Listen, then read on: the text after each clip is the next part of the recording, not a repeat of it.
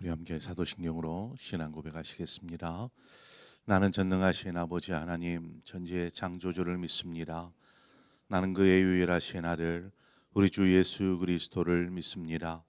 그는 성령으로 잉태되어 동정녀 마리아에게서 나시고 본디오 빌라도에게 고난을 받아 십자가에 못 박혀 죽으시고 장사된 지 사흘 만에 죽은 자 가운데서 다시 살아나셨으며 하늘에 오르시어 전능하신 아버지 하나님 우편에 앉아 계시다가 거기로부터 살아있는 자와 죽은 자를 심판하러 오십니다. 나는 성령을 믿으며 거룩한 공교회와 성도의 교제와 죄를 용서받는 것과 몸의 부활과 영생을 믿습니다. 아멘. 우리 함께 찬송가 536장 죄짐에 눌린 사람은 다 죽게 나오라. 시간 우리 함께 찬송하도록 하겠습니다. 찬송가 536장입니다.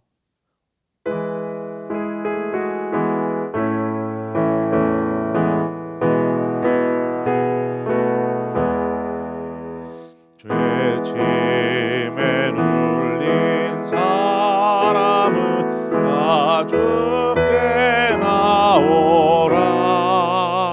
주 말씀을 지할 때에 고평안 얻으리.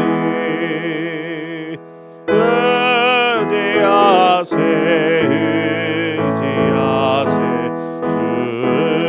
주지하세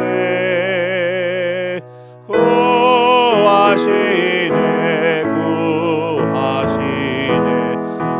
구하시네. 참구원 주신 주께서 보혈을 흘렸네. 눈같이 희게 할 피에 온몸을 잠그세. 의지하세 주지하세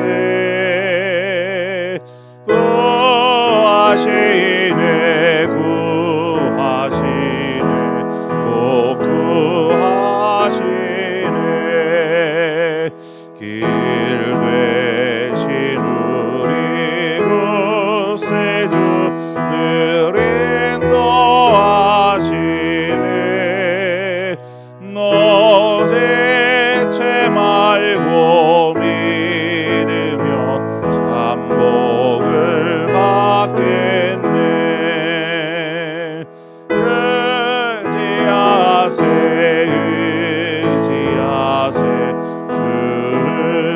주지하세 구하시네 꼭 구하시네. 온 성도 하나 되어서 영광길 걸으면 한없는 은혜 받아서 영원히 누리리. 의지하세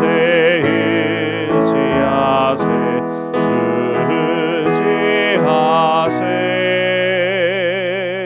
구하시네 꼭 구하시네.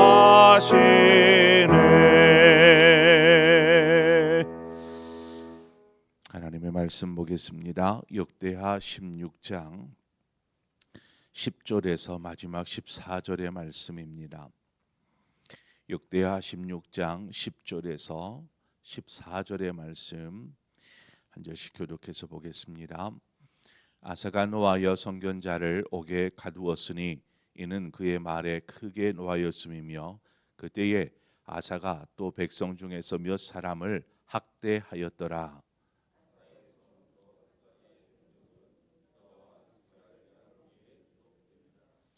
아사가 왕이 된 지 39년에 그의 발이 병들어 매우 위독했으나 병이 있을 때에 그가 여호와께 구하지 아니하고 의원들에게 구하였더라.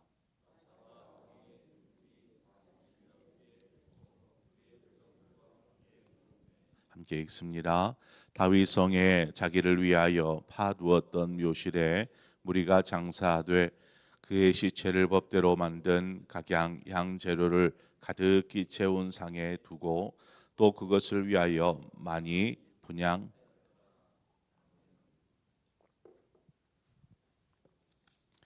하나님께서 아사 왕이 그릇 행하는 것에 대하여서 선지자 하나니를 통해서 책망하셨습니다. 신하들 앞에서 자신이 책망을 받는다. 왕의 위신이 어떻게 되겠습니까? 자존심도 상할 테고 그 마음이 그래서 아사가 막 분노하기 시작합니다. 급기야 이 성전지 하나니를 옥에 가둬버리죠. 10절 말미에 보면 몇 사람을 학대했다라고 기록하고 있습니다. 여기에서 학대한 이유가 무엇일까? 그것은 하나님의 선지자를 옥에 가두는 이곳에 대해서 옳지 않다라고 이야기하는 백성들의 사람들에 대한 박해를 말합니다. 이런 박해까지 아사 왕이 행합니다. 어찌 하나님이 보내신 사신을 하나님이 대신하여 보내신 사신을 감히 이렇게 타박할 수 있겠는가? 아사는 하나님가 전하는 말, 책망 어린 이 말을 하나님의 음성으로 듣지 않고 하나니라는 한 개인의 말로만 들은 것입니다. 우리가 하나님의 말씀에 대하여서 경외함을 가져야 합니다. 말씀에 대한 경외함이죠. 말씀이 곧 하나님이시니라. 요한복음 1장 1절에 말씀하신 것처럼 말씀에 경외함이 필요합니다. 이제 목사의 역할은 회중들에게 하나님의 말씀을 풀어 전달할 뿐입니다. 그러나 전하는 말을 단지 목사의 말로 이렇게 들으면 아사와 같은 생각을 할 수밖에 없습니다. 저는 뭐라도 되나? 저는 말씀대로 사나? 이런 생각들을 하는 것은 하나님의 음성이 아닌 그저 사람의 말로 듣기 때문에 이런 생각을 하기 시작하는 것입니다. 저 역시도 하나님 말씀 앞에 서야 하는 사람이고 모든 성도 역시 하나님의 말씀 앞에 서야 하는 사람들이죠. 그 말씀을 들을 때에 어떻게 할 것인가, 이 부분들은 우리 스스로 하나님의 말씀을 경외함으로 순종하며 나아가는 것입니다. 다윗의 경우를 보십시다. 다윗이 그릇 행한 일이 있었습니다. 그때에 하나님께서 나단 선지자를 보내셔서 그 다윗의 그릇 행함을 책망하시죠. 다윗이 나단 선지자의 그 그릇 행한 그 말을 전에 듣고 곧장 회개하여 돌이킵니다. 그러나 아사의 경우는 그 말을 듣고 분노하여서 옥에 가두고 또 의로운 백성들을 힘으로 짓누르는 이러한 일들을 행하였다라는 것입니다. 이로 인해서 그에게 회개할 기회가 사라져 버리는 것입니다. 1절에 보면 아사 왕 제36년이라고 되어 있습니다. 아사가 왕이 된 지 36년째 되는 해를 말하죠. 그리고 12절에 가보면 아사가 왕이 된 지 39년에라고 되어 있습니다. 그러니까 제36년에 있었던 그 일로 인해서 제39년에 어떤 일이 벌어지느냐? 3년이 흐른 시점에 아사가 발에 병이 이렇게 발생합니다. 발에 병. 그런데 이 병이 어떤 병인지는 모르지만 이 병으로 인하여서 어떤 생명이 위독해지는 상태까지 내몰리게 됩니다. 그러니까 아사가 이제 병이 났으니까, 왕이 병이 났으니까 어떻게 하겠습니까? 이것을 빨리 치료를 해야 되지 않겠습니까? 왕이기에 나라에서 소문난 의원이란 의원들은 다 불러 모았을 것입니다. 마치 혈류증 든 여인처럼 이 의원 저 의원 다 불러다가 뭐 심지어 나라 밖에 있는 의원도 불렀을지도 모르겠습니다. 왕의 병을 고치기 위해서. 그러나 이 고쳐지지가 않았습니다. 그 누구도 그 왕의 발에 든 병을 고칠 수 없었습니다. 결국 아사 왕이 2년이 지난 41년, 왕이 된 지 41년 되는 해에 죽게 됩니다. 아사가 발에 병이 발생하였고 급기야 죽게 된 그 원인이 어디에 있을까? 그 원인이 이것이다. 그가 죽음의 원인이 발에 병들어서 죽은 것이다. 뭐 이렇게도 말할 수도 없죠.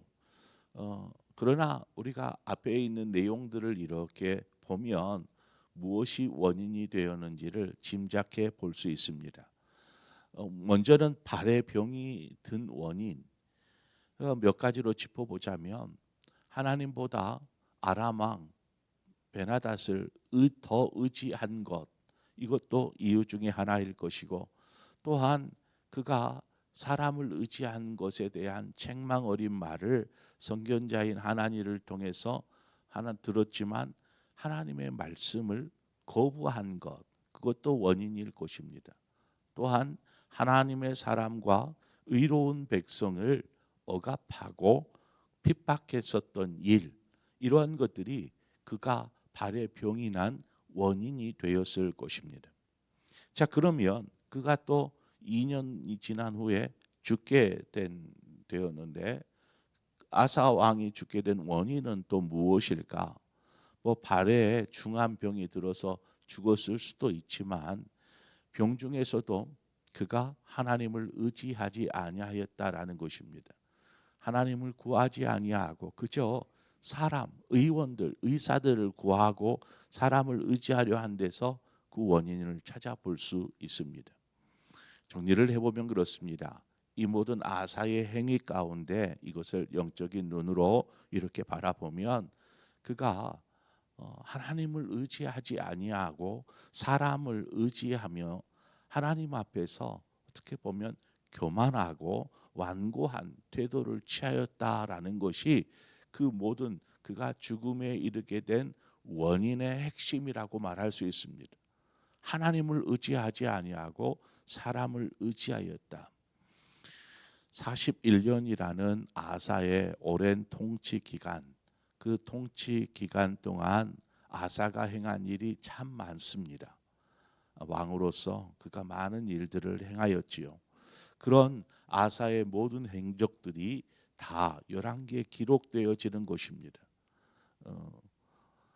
자, 그렇다면 그 아사 왕의 행적들이 기록되어질 때에 마지막에는 무엇라고 기록이 되겠습니까?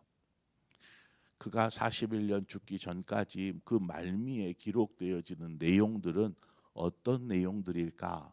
우리가 생각해 볼 수 있지 않겠습니까? 아사가 왕이 되어서 41년 동안 통치했던 그 내용들, 이제 뭐 여기 역대하에 나오는 내용들로만 한번 되짚어 보죠. 간략하게 아버지 아비야의 뒤를 이어서 남유다의 왕이 되었습니다.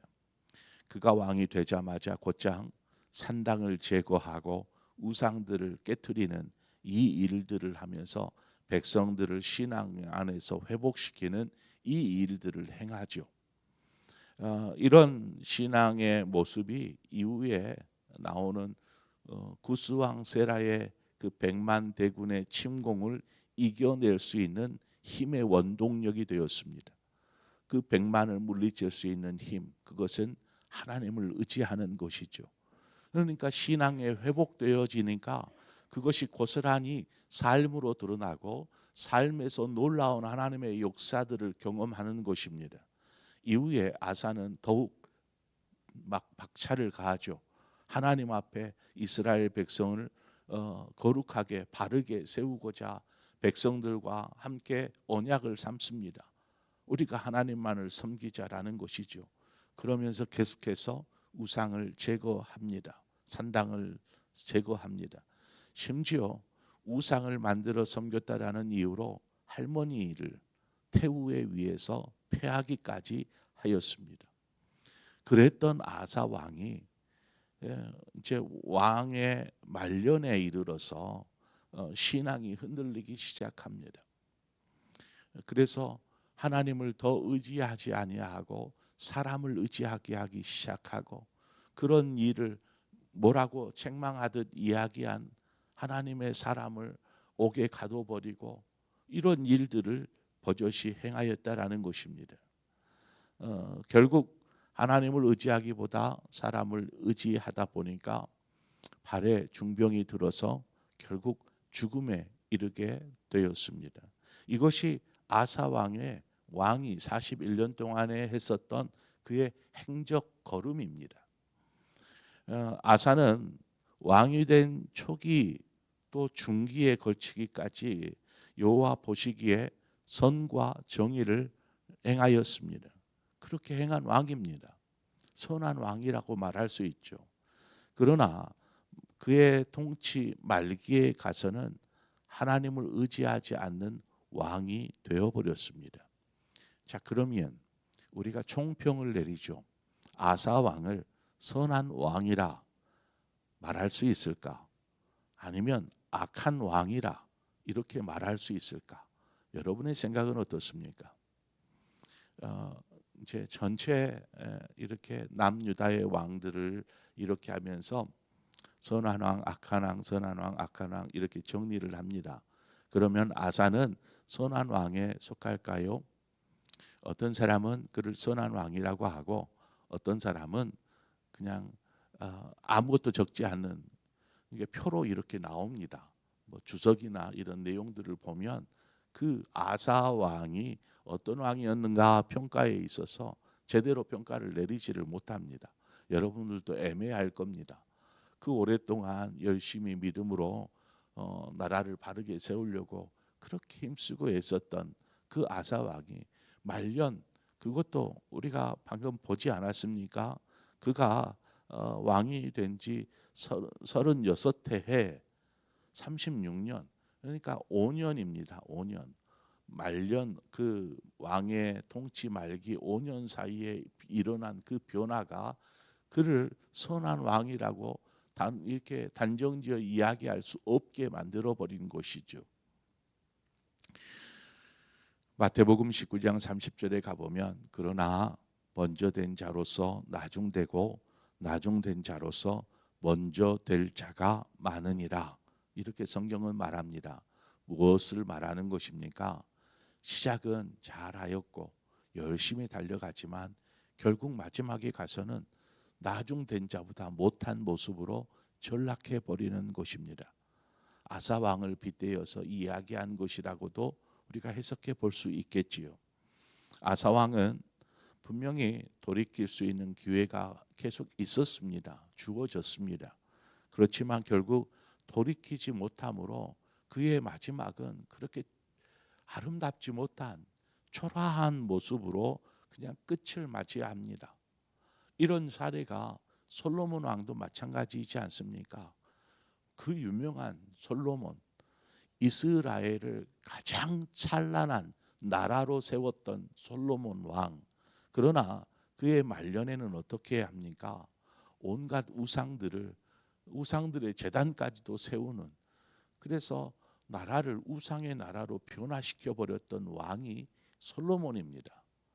그래서 솔로몬 이후에 남북으로 분열되어 버리는 원인이 바로 이 솔로몬이 행한 일 때문에 그런 것이죠.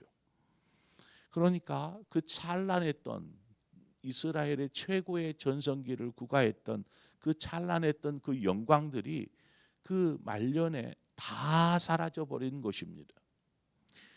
끝까지 믿음으로 산다라는 것이 참 이렇게 힘들다라는 것을 우리가 다시 한번 보게 됩니다. 우리는 그러면 아사 왕의 모습을 보면서 또 솔로몬의 모습을 보면서 우리는 어떤 신앙의 모습으로 살아야 할까? 최후 승리 얻기까지 주님은 끝까지 달리셨습니다. 자신의 생명을 다 내어주시기까지 주님은 하나님의 길을 걸으셨습니다. 우리 역시 최후의 승리를 얻기까지 이들의 삶을 교훈을 삼아야죠. 교훈 삼아 나는 끝까지 믿음으로 살겠습니다. 하나님만을 의지하고 하나님만을 바라보면서 말씀을 붙잡고 살겠습니다. 라는 거룩한 결단들이 우리 안에 있어야 할 줄 믿습니다. 그 고백이 우리의 삶에 나중 훗날 우리의 삶을 누군가가 기록해 놓는다라면 믿음으로 살다가 믿음으로 하나님의 품에 안긴 이런 아름다운 우리의 어떤 삶의 기록들이 행적들이 기록되어져야 되지 않겠습니까? 그런 저와 여러분의 신앙의 삶이 되어지기를 주님의 이름으로 축원드립니다. 함께 기도하겠습니다. 좋으신 하나님 아버지, 은혜와 사랑을 감사합니다. 오늘 또 이 새벽 우리를 불러주시고 하나님 앞에 서게 하신 아버지, 오늘 또 주님 앞에 겸손함으로 엎드려 나아갑니다. 주님, 우리의 삶의 모습을 돌아보건대 참 흠 많고 티 많고 부족함들이 여전합니다. 그럼에도 우리를 외면하지 않으시는 하나님의 그 은혜와 사랑 앞에 다시금 겸손히 엎드려서 우리 마음으로 하나님 앞에서 거룩한 결단을 합니다. 하나님, 우리의 삶을 친히 인도하여 주셔서 믿음에서 벗어나지 않게 하시고 오직 하나님만을 의지하면서 이 땅을 살게 하여 주옵소서. 하나님, 그런 믿음의 삶을 사는 우리 모두가 되기를 원하오며 예수님의 이름으로 기도합니다. 아멘. 오늘 시간 말씀을 생각하면서 하나님, 우리가 오직 하나님을 의지하는 삶이 되게 하여 주옵소서. 어떤 문제가 있을 때에도 그렇지만 우리가 늘 항상 하나님만을 바라보고 하나님을 가까이 할 때 우리가 하나님을 의지할 수 있습니다. 하나님의 말씀을 들을 때에 순종하며 말씀을 따라 나아갈 수 있는 곳입니다. 그러므로 우리가 그것들을 결단하고 하나님, 내 삶 주님 앞에 올려드리고 믿음으로 사는 삶이 되게 하옵소서. 우리 그런 마음으로 함께 기도하고 더불어서 우리 교회를 위해서 기도하십시다. 특히나 이번 주일이면 우리 야외 예배가 계획되어져 있습니다.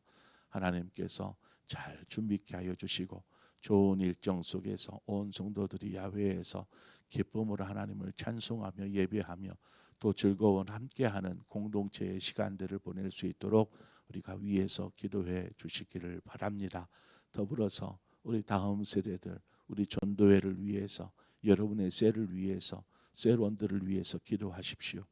그래서 우리 교회가 정말 소그룹도 잘 알차게 잘 진행되어질 수 있도록 하나님 인도하여 주시고, 특히나 교회에 이제 막 등록하고 이제 교회의 새 신자들이 믿음의 뿌리를 잘 내릴 수 있도록 하나님 도와주십시오. 우리 한 마음으로 기도하고 여러분 각자의 기도의 제목으로 기도하시다 자유롭게 돌아가시겠습니다. 함께 기도하겠습니다.